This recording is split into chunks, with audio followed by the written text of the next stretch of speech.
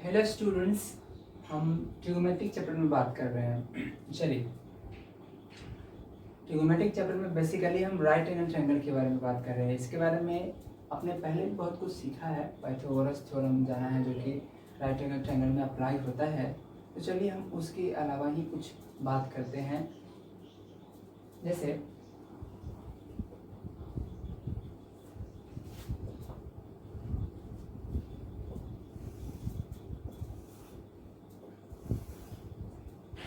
ये right angle triangle है,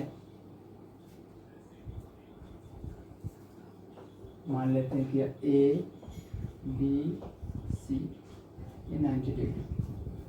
तो अच्छे से जानते हैं कि इसमें 90 के सामने का जो साइड होता है उसको हाइपोटेनस कहा जाता है।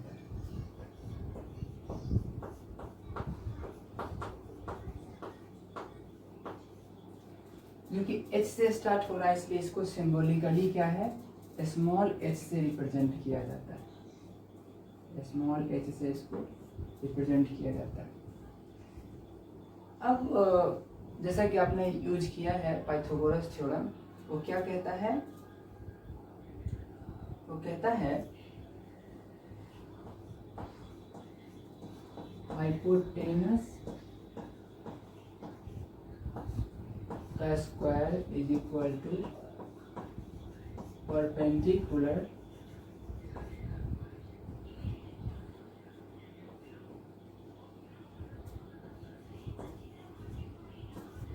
का स्क्वायर प्लस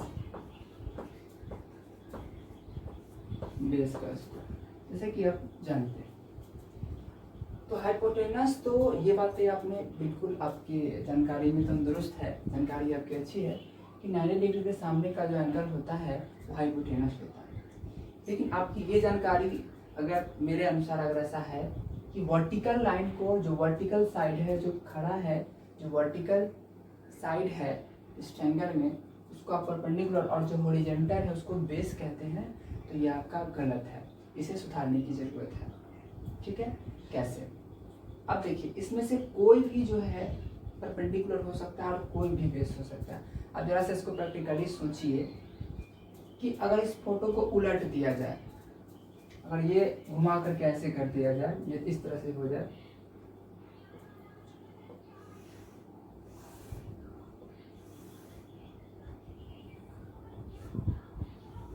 अगर ऐसा हो जाए, सी ऊपर चला गया, बी यहाँ तो है ही, यहाँ ए हो गया, तो अब आप क्या करेंगे इसमें, अब ये हो जाएगा हाइपोटेनस। ठीक है, अब ये क्या हो जाएगा, AC हाइपोटेनस, सी कहिएगा हाइपोटेनस या फिर AC कहिए, एक ही बात है। ठीक है, तो अब यहाँ पर आप AB को परपेंडिकुलर कह रहे थे, इसको बेस कह रहे थे। अब यहाँ पर तो आप BC को ही परपेंडिकुलर कहिएगा, इसको आप AB को बेस कहिएगा। तो ये कैसे क्लियर हो कि हम क्या पूछ रहे हैं, किसको परपेंडिकुलर कब कहा और कब बेस कहे? तो इसके लिए अच्छी बात ये है, सबसे अच्छी बात कि इसकी पहचान कैसे करें। तो देखिए, किसी पर्टिकुलर एंगल के लिए, जैसे कि हाइपोटेनस तो हमेशा फिक्स होगा, किसी एक राइट एंगल ट्रायंगल में हाइपोटेनस 90 डिग्री के साइड, सामने अपोजिट साइड को ही कहा जाता है। बट उसके अलावा अगर एंगल C के लिए पूछा जाए, और एंगल C पूछा जाए, ठीक है, इसको हम शॉर्टकट भी जैसा कि लिखने की हम लोग जानते हैं कि h square is equal to p square plus b square, हम लोग इसको जानते हैं शॉर्टकट में, P for perpendicular and B for base. तो यहाँ भी एंगल C के लिए, ठीक है, H तो हमेशा AC ही होगा, नो डाउट, H हमेशा AC होगा। और परपेंडिकुलर कौन होगा, तो जिस एंगल के लिए पूछा जा रहा है उसके सामने के साइड को हम लोग परपेंडिकुलर कहते हैं, है ना। उसके सामने को साइड को क्या कहते हैं, परपेंडिकुलर कहते हैं। तो P इक्वल टू हो जाएगा AB, क्या हो जाएगा, यही क्या हो जाएगा, इस एंगल के लिए क्या हो जाएगा, E हो जाएगा। ठीक है, और ये H हो गया, तो जो बच गया वो क्या हो गया फिर, और जो बच गया जो B हो गया। यानी कि बी इज इक्वल टू हो गया बी सी। ठीक है, अब यही बातें हमने या तो इसी ट्रायंगल में बात की थी या फिर इसी का या दूसरा ले लेते हैं। थोड़ा सा आपको ये अलग दिख रहा है, उसको थोड़ा सा हम सिमिलर करने की कोशिश करते हैं इसमें, ताकि एक जैसा दिखे।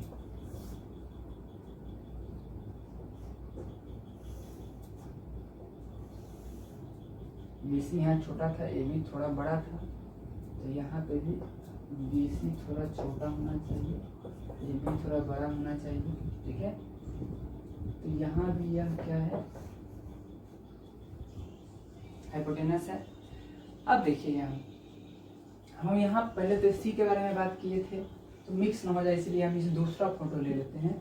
अब इस अगर A के लिए बात किया जाए, है ना, तो फॉर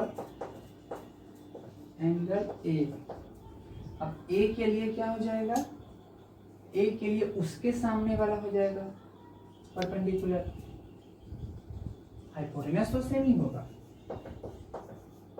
हाइपोटेनस तो ये सेम ही होगा, है ना। परपेंडिकुलर कौन हो जाएगा, तो जिसके लिए पूछा जा, जिस एंगल के लिए पूछा जा रहा है, एंगल A के लिए पूछा जा रहा है, तो एंगल A का जो सामने का साइड होगा वही क्या हो जाएगा, A के लिए परपेंडिकुलर हो जाएगा। जो बच गया, वो क्या हो जाएगा, बेस हो जाएगा। तो बच गया क्या, AB बच गया, तो बेस क्या हो जाएगा, AB हो जाएगा। हमने अलग अलग ट्रायंगल में दिखाया है और आपकी बातों को समझाने की यहाँ पे कोशिश किया है। जो आप कहते थे कि वर्टिकल को परपेंडिकुलर कहते हैं, आप जो हॉरिजॉन्टल होता है उसको बेस कहते हैं, तो वो एक्चुअली अगर यही बात है इस ट्रायंगल में भी, अगर हम इस फोटो को थोड़ा सा भूल भी जाए तो भी कह सकते हैं कि जिस एंगल के लिए पूछा जाए उसके लिए उसके सामने का परपेंडिकुलर होता है। तो अगर A के लिए पूछा जाए तो A के सामने का BC परपेंडिकुलर होगा। ठीक है, हाइपोटेनस तो AC ही होगा। ठीक है, जो बच गया तो A के सामने का BC परपेंडिकुलर होता है, तो बच गया AB, तो AB क्या हो जाएगा, बेस हो जाएगा, क्योंकि हमने अलग फोटो पे इसको बताया। ठीक है, तो ये भी बात हो गई। ठीक है, इस तरीके से ये हुई। अब देखते हैं आगे। तो आपने परपेंडिकुलर और बेस को जान लिया कि ये क्या होता है। अब इसको हम कॉमनली इसको अब फिर जानने की कोशिश करते हैं।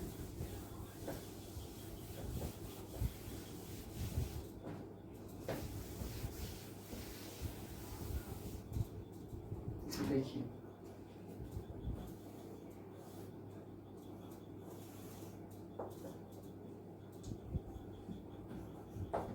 ABC क्या है, राइट एंगल ट्रायंगल है। ये 90 डिग्री है, इसके सामने का ये हाइपोटेनस है। खैर, हम किसी एक एंगल के लिए बात कर रहे हैं, या फिर या तो C के लिए बात कर लेते हैं, नहीं तो A के लिए, और जो C पे लागू होगा वो A पे भी लागू होगा। जैसे C के लिए C के सामने का जो साइड होता है परपेंडिकुलर होता है, और 90 के सामने का हाइपोटेनस होता है, और जो बच गया उसके बगल का जो साइड बच जाता है वो उसका बेस होता है। उसी प्रकार A के लिए भी A के सामने का परपेंडिकुलर होता है, और 90 के सामने का हाइपोटेनस होता है, और जो बच गया सो A के लिए बेस होता है। तो जो C पे लागू होगा, यानी कि 90 डिग्री के अलावा जो दो एक्यूट ट्रायंगल है उसमें से किसी एक पर जो नियम लागू होगा वही नियम दूसरे पे भी लागू होगा। तो हम किसी एक पर ही विशेष रूप से बात कर लेते, उसके बाद अगले पे वही नियम लागू हो जाएगा। तो देखिए, किसी पर्टिकुलर एंगल के लिए, है ना, अगर हम बात करें फॉर थीटा, हम इस एंगल को मान लेते हैं फॉर एंगल थीटा। तो थीटा के लिए परपेंडिकुलर कौन है, तो थीटा के लिए डेफिनेटली उससे पहले हाइपोटेनस ही लिखते हैं। तो थीटा के लिए हाइपोटेनस कौन सा है, इसके लिए हाइपोटेनस तो AC है। AC तो हमेशा फिक्स ही होता है, दैट इज हाइपोटेनस तो हमेशा फिक्स होता है। परपेंडिकुलर कौन है, तो इसके लिए परपेंडिकुलर हो गया ये, इसको थोड़ा सा, इसके लिए हो गया परपेंडिकुलर ये, तो P इज इक्वल टू हो गया AB, है ना। उसके बाद जो बच गया BC वो B हो गया। ठीक है, तो किसी पर्टिकुलर ट्रायंगल के लिए, किसी पर्टिकुलर ट्रायंगल के लिए जो परपेंडिकुलर एंड हाइपोटेनस का रेशियो होता है, किसी पर्टिकुलर ट्रायंगल में, यानी कि किसी पर्टिकुलर राइट एंगल ट्रायंगल में जो परपेंडिकुलर और हाइपोटेनस के रेशियो का होता है, उसे, ठीक है, उसे क्या कहते हैं, sine of the angle theta. तो उस थीटा के लिए साइन कहा जाता है। क्या हो गया, समझ लीजिए, पी बाई एच क्या है, किसी पर्टिकुलर एंगल के लिए परपेंडिकुलर, तो परपेंडिकुलर यही हो गया, बेस हो गया ये। तो किसी पर्टिकुलर एंगल के लिए जो परपेंडिकुलर और हाइपोटेनस का रेशियो होता है, यहाँ परपेंडिकुलर क्या है, साइड का नाम है, उसका कुछ लेंथ होगा। हाइपोटेनस क्या है, साइड का नाम है, उसका कुछ लेंथ होगा। यानी कि किसी पर्टिकुलर ट्रायंगल के लिए परपेंडिकुलर एंड हाइपोटेनस जो दोनों साइड है, उसके रेशियो को उस एंगल का साइन कहा जाता है, या फिर उसको शॉर्टकट में क्या कहते हैं, p by h is equal to sine theta. ठीक है, आपने याद किया होगा, अगर पहले से पढ़ा होगा तो sine theta is equal to p by h, है ना। लेकिन इसको समझिए कि किसी पर्टिकुलर एंगल के लिए जो परपेंडिकुलर और हाइपोटेनस का रेशियो होता है, उसको साइन थीटा कहते हैं। ठीक है, उसी तरीके से क्या है, परपेंडिकुलर बेस एंड हाइपोटेनस के रेशियो को क्या कहते हैं,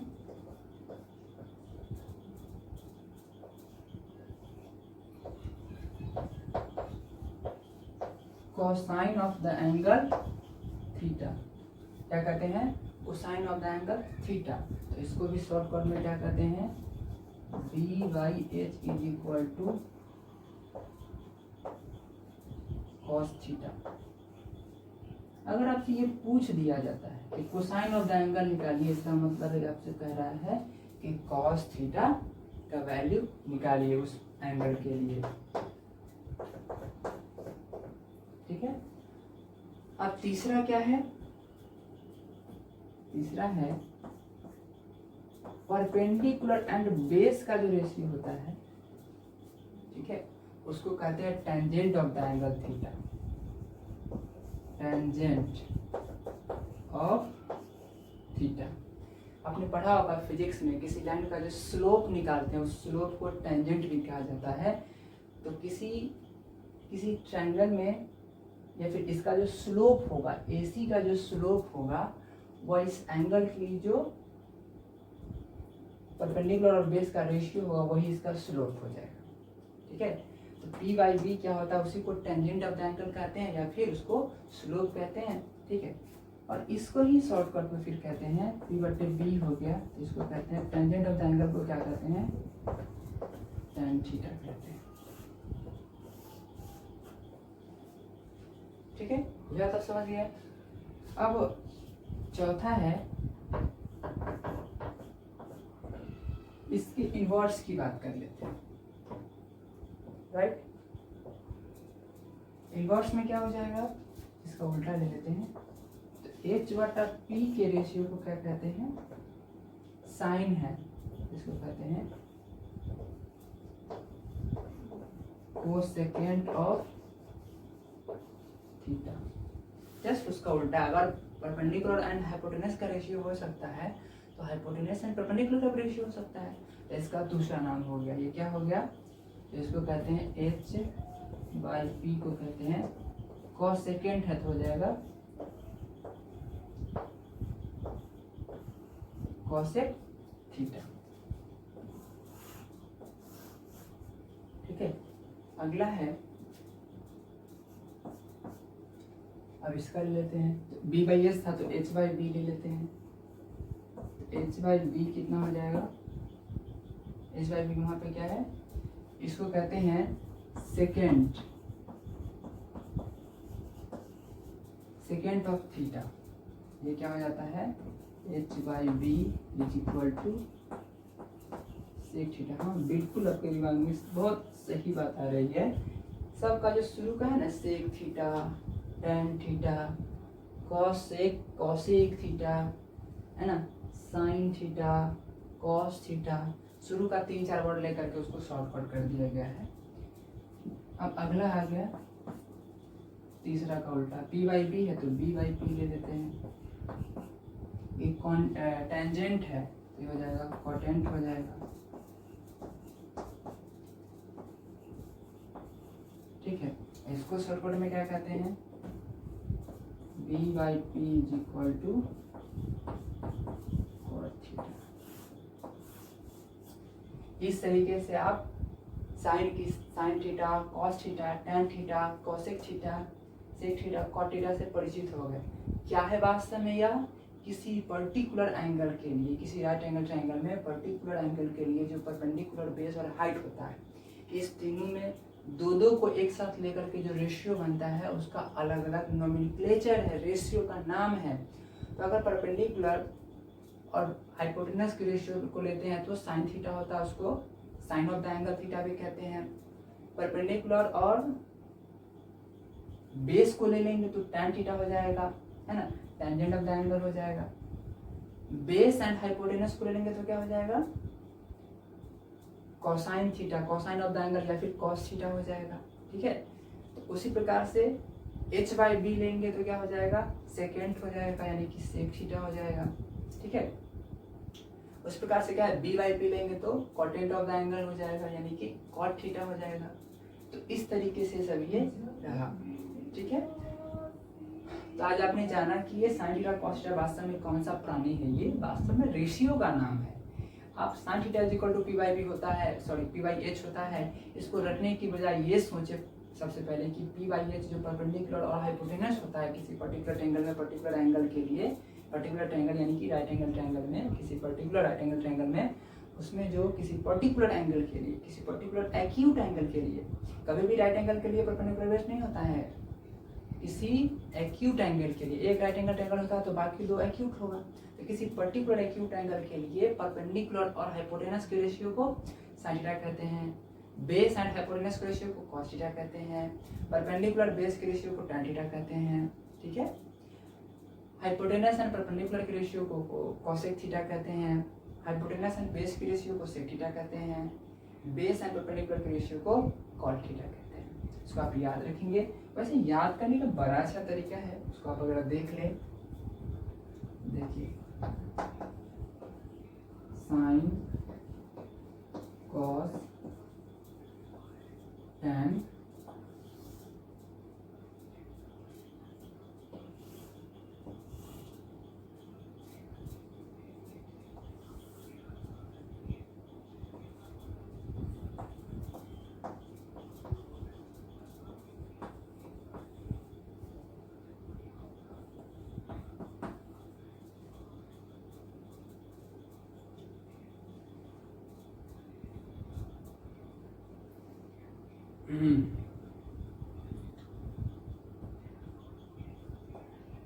देखिए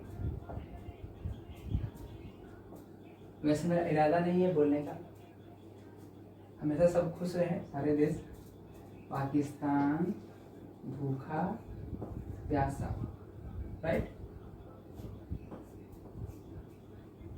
हिंदुस्तान हरा भरा, ठीक है। तो ऊपर से हो जाएगा तो P by h sine theta, नीचे से हो जाएगा एच बाई पी तो कॉसेक थीटा, ऊपर से नीचे हो जाएगा बी बाई एच तो कॉस थीटा, एंड नीचे से हो जाएगा एच बाई बी तो सेक थीटा, ऊपर से हो जाएगा पी बाई बी हो जाएगा टैन थीटा और नीचे से हो जाएगा तो हो जाएगा b by p cot theta, ठीक है। तो इस तरीके से आप इसको याद रखेंगे। फिर हम अगले लेक्चर में मिलते हैं उसके अगले क्वेश्चन के साथ। Thank you for joining. अगर आपको ये वीडियो अच्छा लगा तो आप इसको लाइक कीजिए, शेयर कीजिए, सब्सक्राइब कीजिए। Thank you.